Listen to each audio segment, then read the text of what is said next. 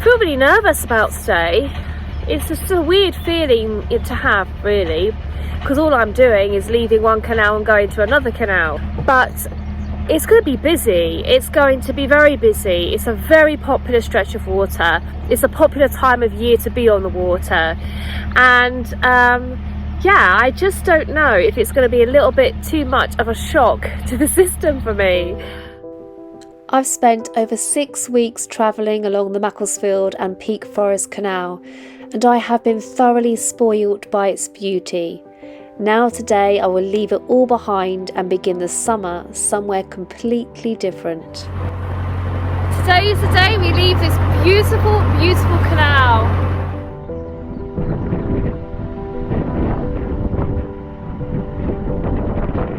It's going to take us about 7 hours to travel the 13 miles that we need to go today, and we'll start to tackle the notorious Heartbreak Hill set of locks along the way.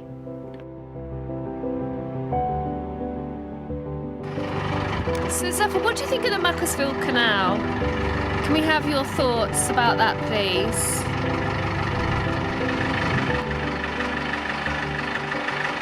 The Macclesfield is a great canal to navigate. Its open stretches, many winding holes and wide-reaching views make for stunning cruising and mooring spots.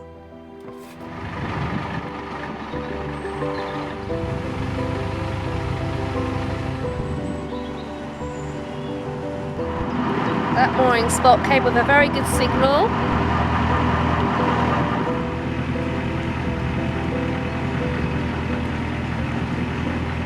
And another glorious feature of this canal has to be its spectacular bridges.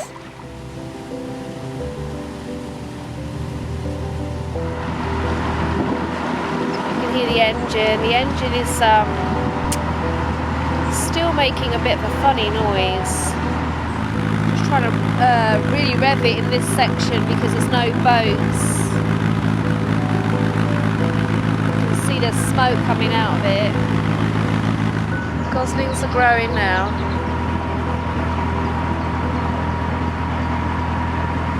I'm hoping now we're coming into summer, we're going to start to see more butterflies and the dragonflies. And where there are dragonflies in the right areas, you'll find hobbies, because hobbies are the bird of prey with the little red trousers that eat dragonflies. I've never ever seen a hobby in real life, so maybe I should start looking out for hobbies now. That could be my new hobby.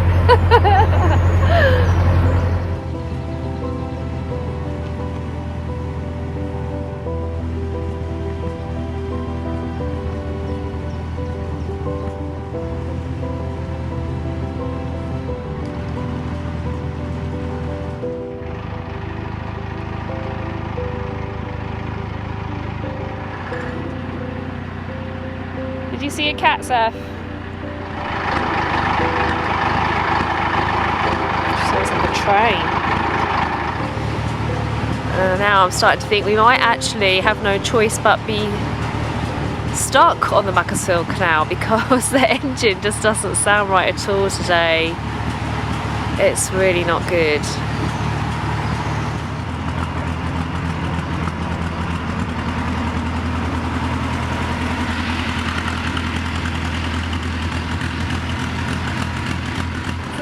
Met another Labrador. Oh look.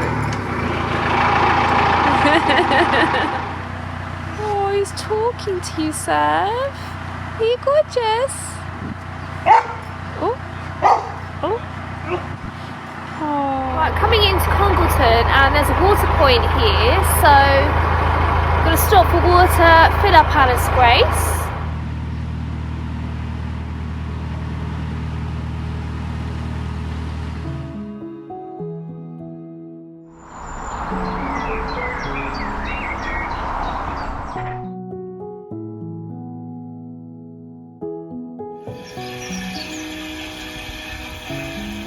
Just pouring a tea while the water's filling up, and when we're cruising we use these cups so obviously they don't break, But these ones are new. I got 6 in a charity shop for £3.99.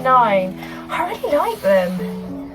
Really lovely. Also, I've noticed, what are these over here? These flowers are columbines. They look like columbines. This week it's National Nature Journaling Week. I'm still at the water point here, but I thought I'd talk about a tiny bit about the nature journaling. And I got into nature journaling because I read John Muir-Law's book on nature journaling. He's done a few books, he does YouTube videos, he's brilliant. And he really inspired me to start practicing art.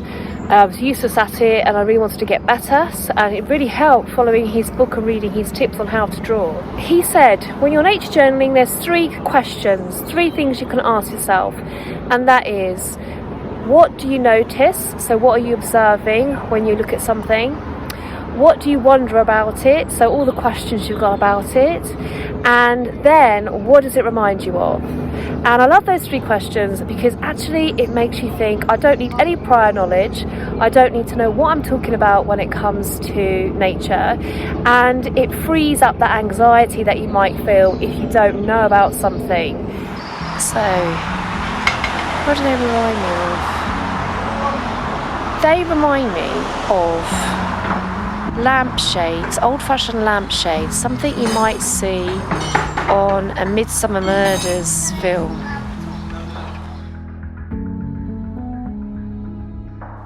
Columbines are also referred to as granny's bonnets, and you can really see why. But the name comes from the Latin word for dove, and that's because the inverted flower of the columbine looks like 5 doves nestled together. Ahead it looks like someone's lost something in the canal. We can go and find out. Have you lost something?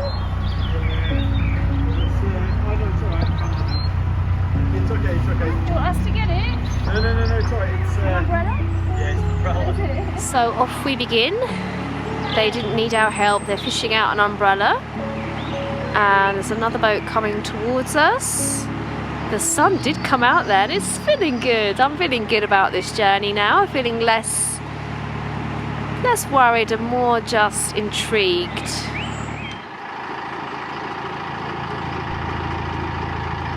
Well, the engine's sounding much better. The blue skies have disappeared.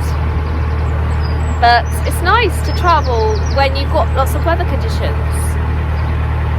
It makes it varied, doesn't it? This bridge was rescued by the Macclesfield Canal Society because it leads to a new housing estate, and the developers wanted it widened, and the cheapest way to do that was to knock the whole thing down and replace it with a concrete slab.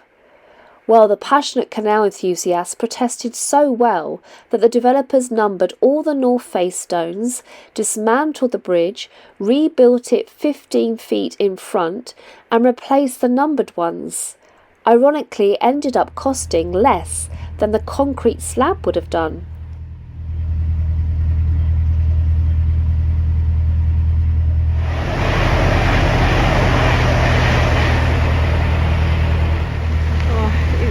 Really coming down. Might have to pull over, I don't know.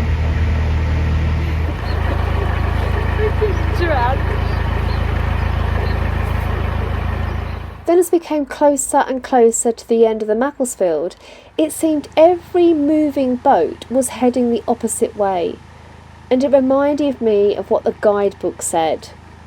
Those lucky perishers smugly passing you on their way north have all its beauty ahead of them. You've got the Trent and Mersey, not an Audrey Hepburn of canals. Seem to have got a load of ducklings just following. I think they think I'm their mummy. I don't know why you're coming this way. Mummy's behind. Mummy's there. But even the ducklings soon stopped following me when I turned away from the Macclesfield Canal.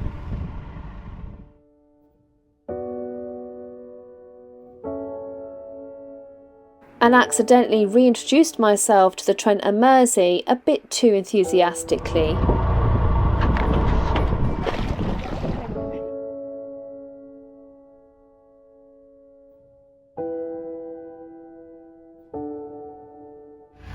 Back to the iron ore waters, the orange waters of Stoke. This is a natural discoloration due to groundwater containing iron oxide leaking into the canal.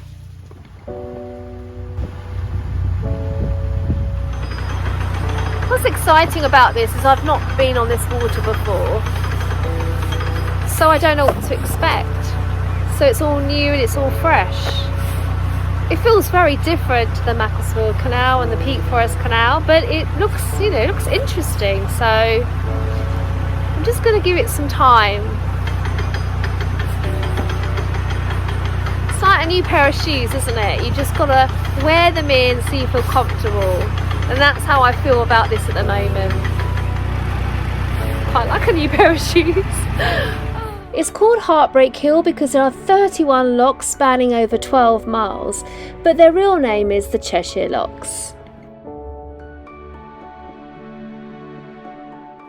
The double locks were actually built in the 1830s to reduce bottlenecking caused by the busy work boats. There's 2 herons in this field by this lock. It's beautiful, that heron. And in the distance, with the sun on it, is Malcop. Some believe the Romans built a watchtower on this hill, but in 1754 Randall Wilbraham I of Road Hall built the castle as a summer house for picnics and cups of tea.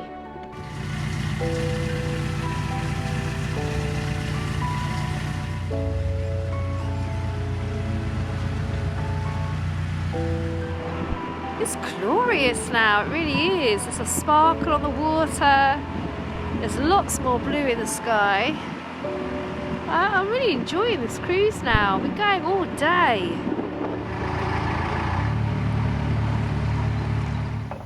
After 13 locks of Heartbreak Hill, we were all completely shattered. Even the camera was shattered. Right, we're finally moored up, aren't we, Seth? We're here, we're in our mooring spot for the week. We hope.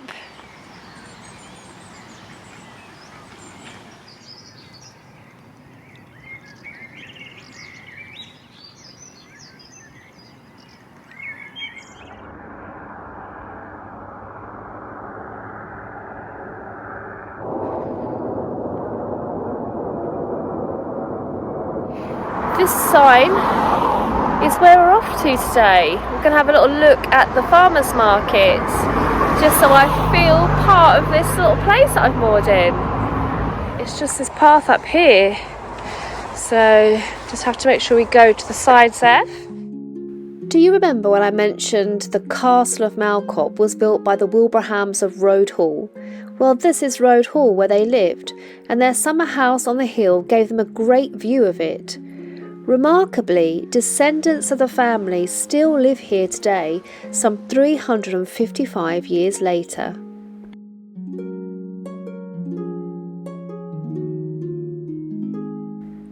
And on market days, Wednesdays and bank holiday Mondays, the Wilbrahams kindly open up their home to thousands of visitors.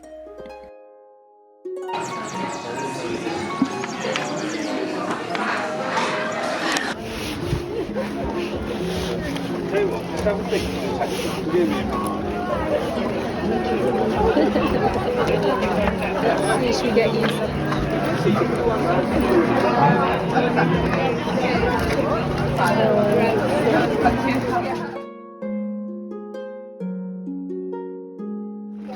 So you got used for stuff, Seth?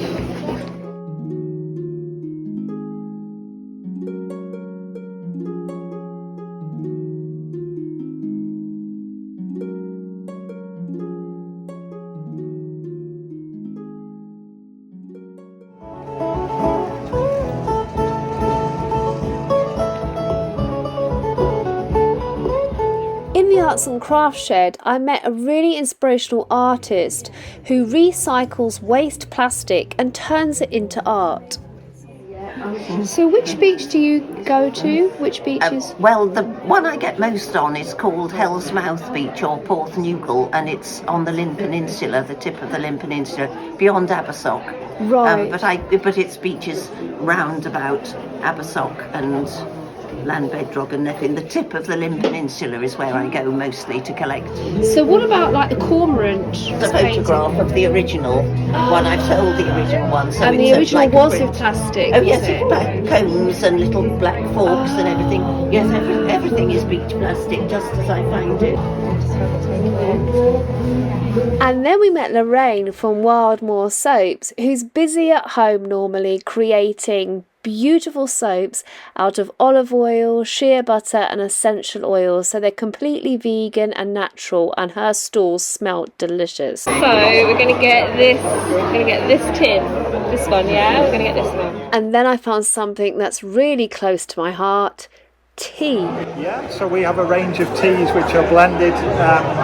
We import them and we blend them specifically. So we've got a range that we blended locally. So we've got one for Cheshire. We also do a lot of markets on the Wirral. So we've got a Wirral blend. Okay. One for North Wales and the Borderlands. And then of course we've got good old English breakfast as well. So Yes. a range that's to suit everybody's taste. What do you recommend? I mean, teas that I like Assam, and I like Darjeeling. Yeah. I've gone off. I used to really like Earl Grey, but something's happened to me recently. I just don't well, like maybe it you're as not getting the much. right Earl Grey. I think maybe. We do a nice Earl Grey. Yeah. If you like sort of Assam Darjeeling, Yeah. the Cheshire's got quite a lot of Darjeeling in. So that's quite a nice blend, available either And in that's tea loosely. bag or loose. I could put that in my With pot. loose is brilliant because you can have a nice pot of tea and make Yeah. a bit of theatre of it. I could easily stand and talk about tea all day, and Alan was so patient answering all my questions, and I came away with 2 boxes of tea. And then I went into what must be the world's best shop. Do you accept card payments? Do you have a minimum amount? No, I don't think so. Oh, okay, perfect. How much are these, the grasses? You can take a couple of those if you like, 'cause it's the end of the season now. Right. Oh, yes. thank you. I was going to get the lavender. That's on the front. Yes, that's right. Do you want me to wrap them in some newspaper? Oh, that would be perfect. Thank you. Look rather smart, wouldn't it, if we did that? So this is the ice house. This is where the Wilbrahams would have stored their meats and foods that needed to be kept cool. They were normally built facing north to keep the structure as cold as possible. There's a hole in the ceiling.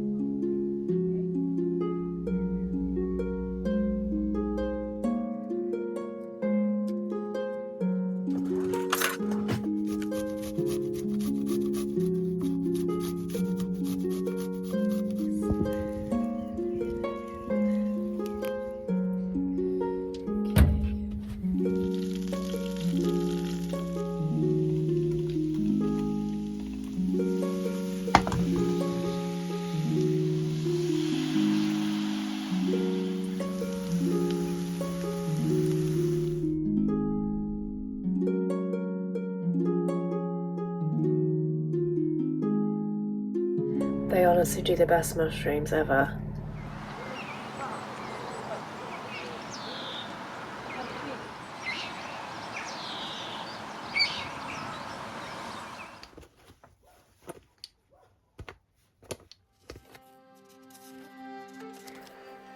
I have made a special effort this National Nature Journaling Week to pack my bag with things to scribble on and with during our walks.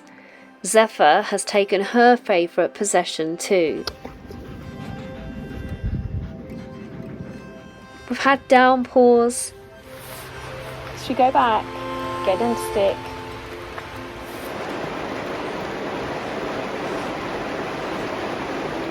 Buttercup landscapes.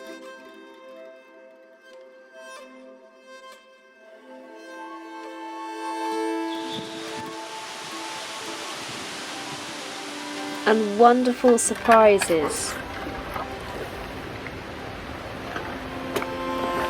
I'm just going to do the purple. Oh my god! Wow! Oh my goodness, I just fished those out of the water.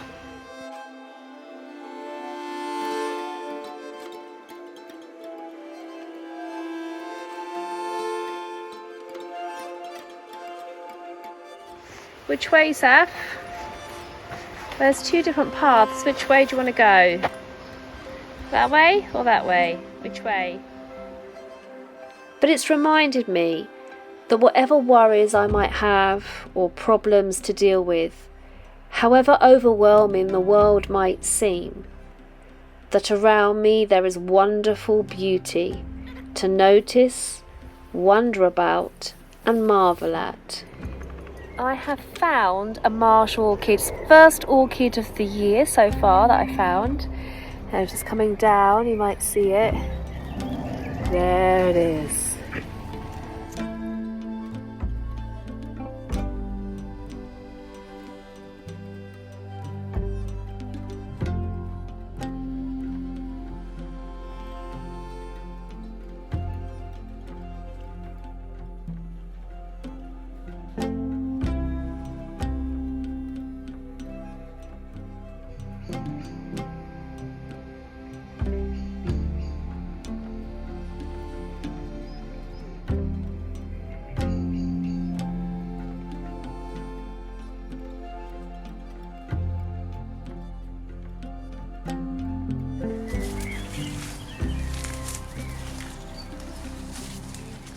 I'm scribbling. There's a little fly landed on my drawing of a buttercup.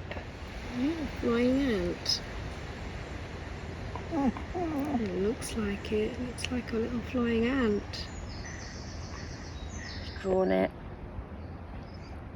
Very quick. Oh, it's been amazing. These last just 20 minutes, just sat here, literally sat here with this tiny clump of buttercups. So much has been going on, and in the grass around it. It's just been unbelievable. Oh, it goes out. I haven't put colour on any of the drawings because I just got so carried away by staring and just doing quick sketches and then zooming in with my phone. And now I'm going to go back, put the kettle on and do my journal. Yeah. What have you been doing? The whole time, haven't you?